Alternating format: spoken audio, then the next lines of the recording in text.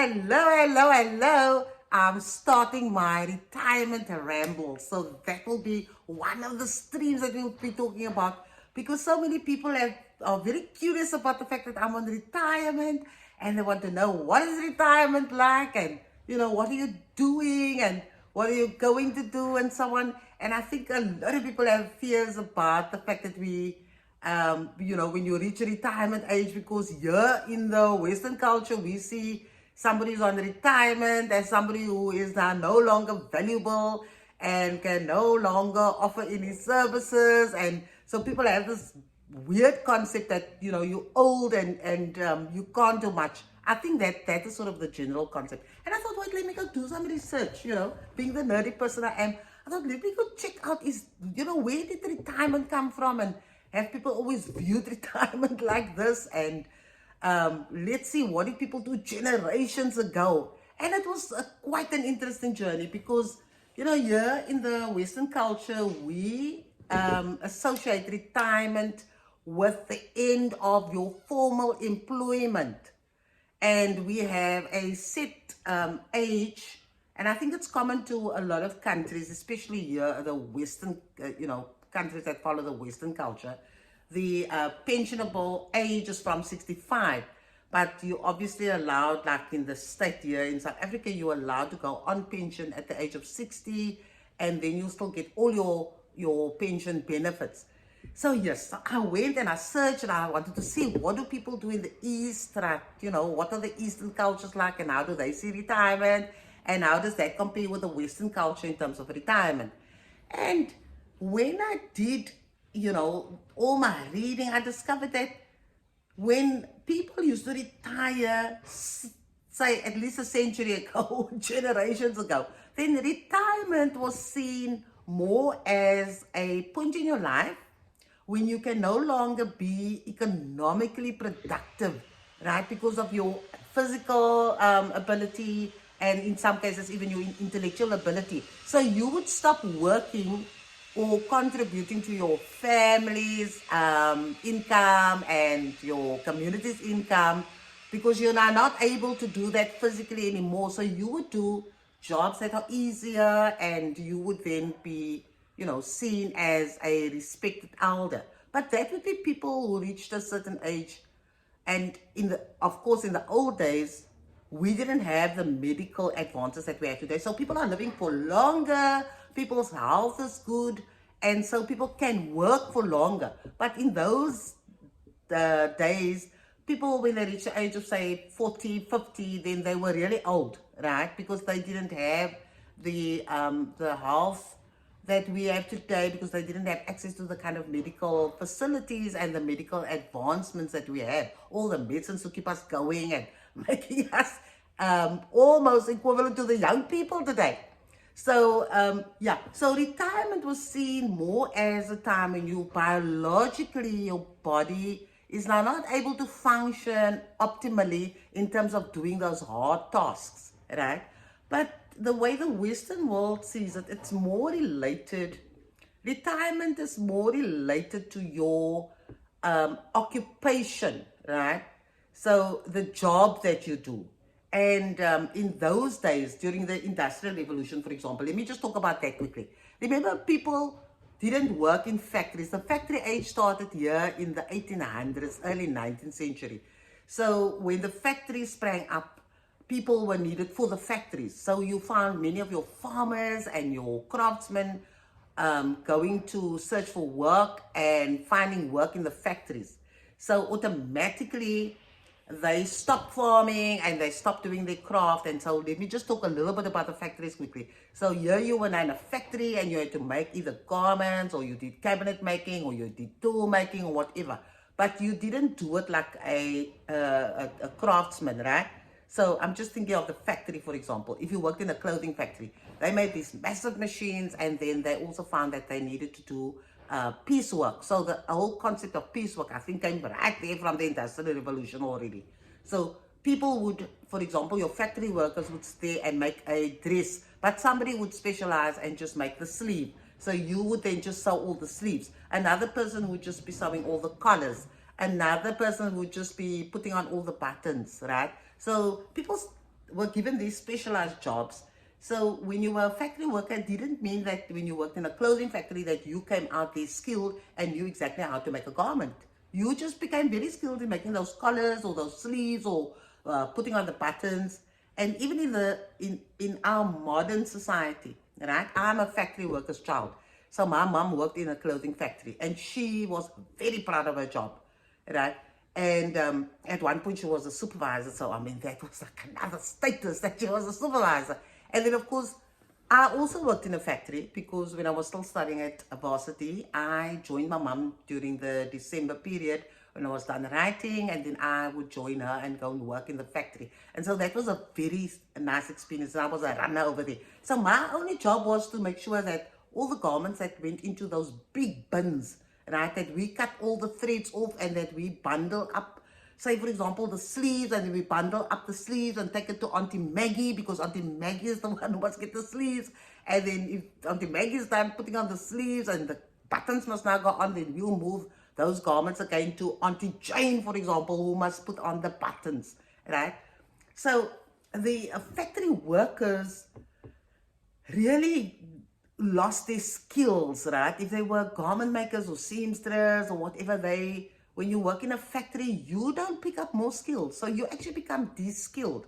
And that is one of the bad things about the factory, right? So people became very dependent on the jobs that they're doing in the factory and earning the money. But they earned very little money because the bosses took most of the money, right? And so they were de-skilled over the years. And then as people worked in the factory, obviously different factories, right? So they became older and obviously they start working slower and they're not thinking as fast as they used to think. And so the bosses at the time thought of ways of getting people to give up their jobs, right? They're supposed to retire, but of course people need the money from the factories, so they would just come to work, just do their work and so on. And the factory bosses were actually so, so shrewd and so nasty, because what they did is they would even say if there are things running on a conveyor belt, they even put up the speed of the conveyor belt so that it would go faster and people would struggle to keep up with putting things on this conveyor belt or removing the things from the conveyor belt. And the whole idea was for people to become so frustrated that they eventually give up their jobs, right? Because in the old days, when you retired, which is a relatively new concept, right? People didn't really speak about retirement the way we speak about retirement. So when people retired from being as productive as they were before, they would just stop doing what they did and they would do tasks and live a life, an easier life, because they would still contribute in the areas where they could contribute, but they wouldn't be forced to work the kind of hours that somebody who has all the energy and the physical ability and the intellectual capacity to work, right? So the societies would, or the communities would actually accept that you are now perhaps of an age where you can't really contribute, and then you would just gradually retire from that part and be involved in other areas of life and contributing to your family and contributing to your community and contributing to your society in that way, right? So there was no negative connotations actually attached to somebody who retired. Well, that's in most societies, especially in the East. If you look at the way the Eastern cultures treat the elders, right? They know that the elders have now reached an age where they are not physically able to do so many things, and they would then respect that person for his or her wisdom and what insights they can gain from that person, and they would then regard that person as their mentor, or as even in some cases as their spiritual guide to help them, right? But here in the Western culture, when you talk about retirement, then it sounds like you've now reached the end of your life, even though in the Western culture, we have the retirement age or the pensionable age set at 65. So you can retire when you are 60, for example. If you work in the state here in South Africa, then you can retire at the age of 60 and you won't be penalized. And then, of course, you will get all your pension benefits. So that's quite nice. And that is what I did, because I thought I'm definitely not going to work at 65. I have my whole life ahead of me. And, I can decide what I want to do for the rest of my life, although we're going to speak about that at some other point.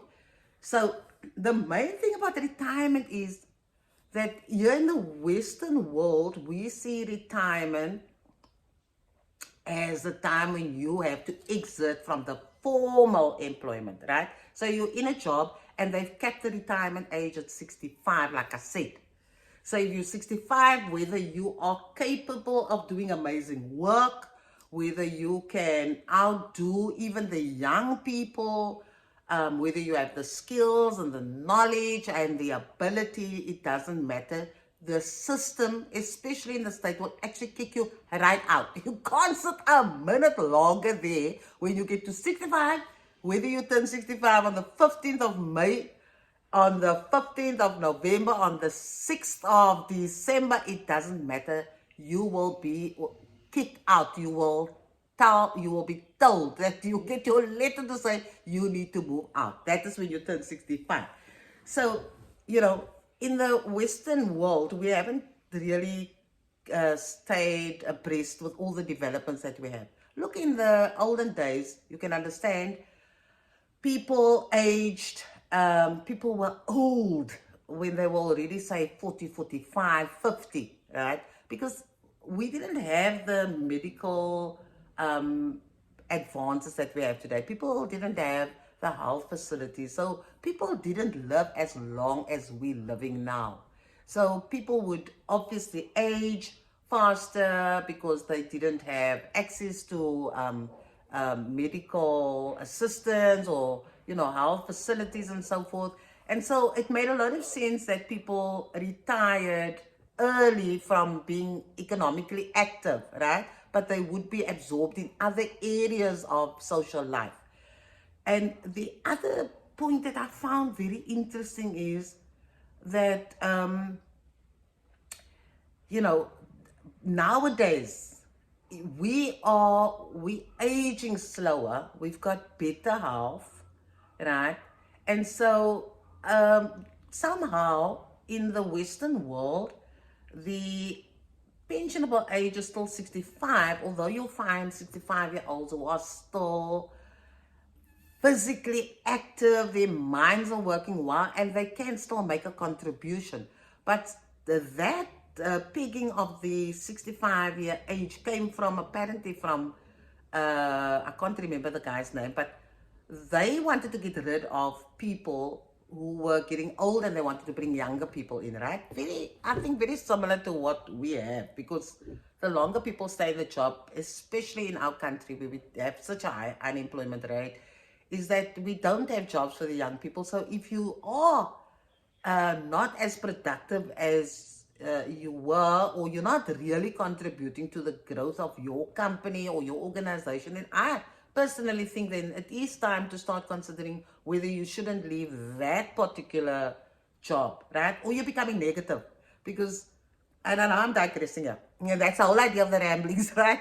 I hear when people talk to me, then even when I was still at work, then when I speak to people and I tell them I'm going to retire at the age of 60, and they would obviously ask me, what my reasons are. And I said, no, look, I have pegged this age of 60 as my retirement date because I won't be penalized, one.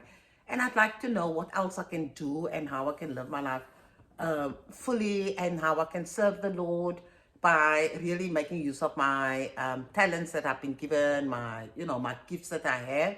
And I don't necessarily see myself as sitting in the same area or the same job all my life, because there must be something else that I can also do. And so that was sort of my motivation, that I needed to make a decision. I need to step out.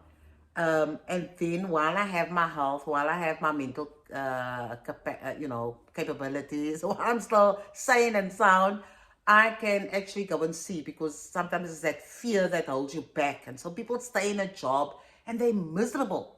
So the point I want to make is that a lot of the guys who ask me these questions, especially some of my colleagues, can't wait to retire. You know, people sit there and they count the days and the months and the years that they have left before they can retire. Now, I was never like that. I never, ever, up to the day that I left, and my colleagues can vouch for this, I never said, I've only got a month left, you know.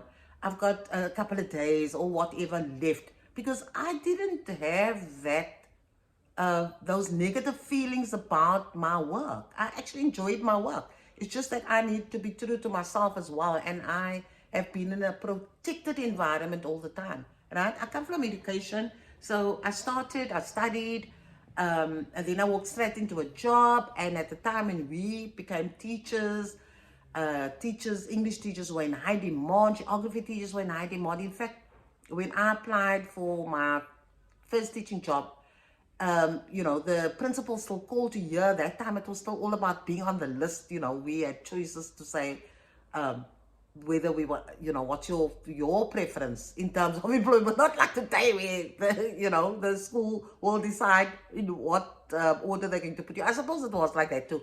But we could also say, like, my first preference is that school, and then the next school, and so forth, right? And so the principals also contacted me at the time to find out, like, where am I on the list? Where's the school on the list? And I was like baffled, like, what is this all about?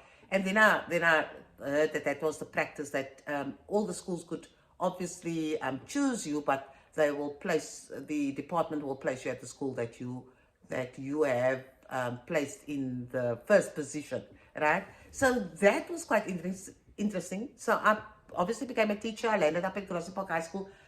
Thoroughly enjoyed my stint at Grassy Park High School. Yes, it was very frightening when I started, but I have given my heart and soul to Grassy Park High. I was the Grassy Park High School brand.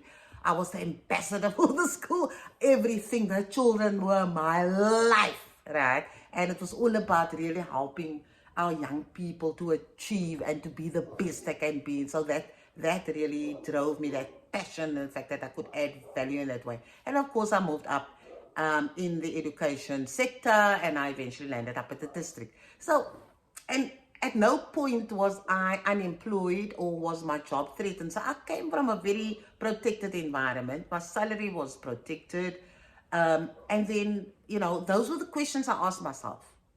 I have been very blessed in that regard. If I look at my unemployed counterparts, if I look at the young people struggling to get jobs, then I realize that I have been extremely blessed in terms of always having employment, of not having to worry about those things. And all I had to do was get into the situation and then add value. That was my main job, right? I didn't have to worry about anything else. I didn't have to worry about money. I didn't have to worry about things that people worry about. I didn't have to worry about surviving. All I had to really concentrate on was give my best. And I believe that I have done the best to my ability in the different levels where I was, because I really didn't have those other economic concerns or even health concerns or whatever concerns. It was really just a matter of doing what I'm supposed to be doing. And so those were some of the questions I asked myself, when I was thinking about retirement. Because I was thinking about retirement, I said, if I get to the age of 55, that is a wonderful golden age, and then I can make decisions about, where exactly I want to be, what I want to do. Do I still want to be at the level where I am in my job? Do I still want to do the job that I have been doing? Or would I like to apply for promotion and then have some career advancement and see whether I could move into another space, in the same arena, same educational arena, but into another space, and see if I can add value over there. And so when I got to the age of 55, right, 55 came and went, and nothing came up. I applied for a couple of jobs. I applied for the circuit manager job as well. And of course, there were far better people than me, based on the outcome of these interviews. And so, yes, and then I was blessed to be the people management coordinator, and that was a super job. That was a large job I had before I stepped out and became a retired lady. Yes, and then I, of course, became the people management coordinator. That was a completely new job because it was a new component that was created. People who occupied a post where some of the key requirement areas, like your performance areas, like performance management, was a big part of their job, became absorbed into this new job, which was called people management. And so, of course, I had fun there. I really tried to stretch and shape how the component works and how I can add value. And so I was like really just enjoying myself in that portfolio. But like I said, I had also decided that, at some point, I need to make decisions about my life. I need to find out, do I really want to just stay in the formal education sector? And am I really using my gifts and talents to the best of my ability, as God has gifted me with amazing gifts? And I need to be of service. And is that really the best place? So I decided that when I get to the age of 60, then of course, that is the age where I'm going to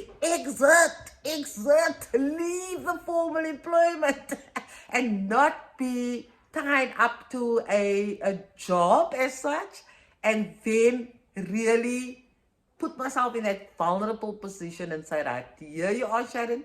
Now decide what are you going to do with your life and how can you add value without having that protection or that security of a job, which I could continue rolling on for another 5 years, because the legal exit age is 65. Because when you turn 65, the department will just kick you out, right? Whether you turn 65 in Feb or in March or in May or November, it doesn't matter. If it's on the 2nd of November, the department will send you a letter and say, right, we are done with you. You must get out here. You're 65. Off you go. Pack your bag and go. So I could have stuck around till the age of 65, till the 4th of July came around, and then I could have waited for the department to tell me, right, Sharon, you are now legally allowed to, you are now forced to exit the system, because that is the age at which people must exit the formal employment sector here in South Africa, right? So I made that personal decision, and I've just started, really just, I'm dabbling in the field of being a retired person. And so I just retired at the end of January this year, 2021. So I'm basically like in the honeymoon period, right? I'm really just trying to find out where am I, what am I supposed to do here at home?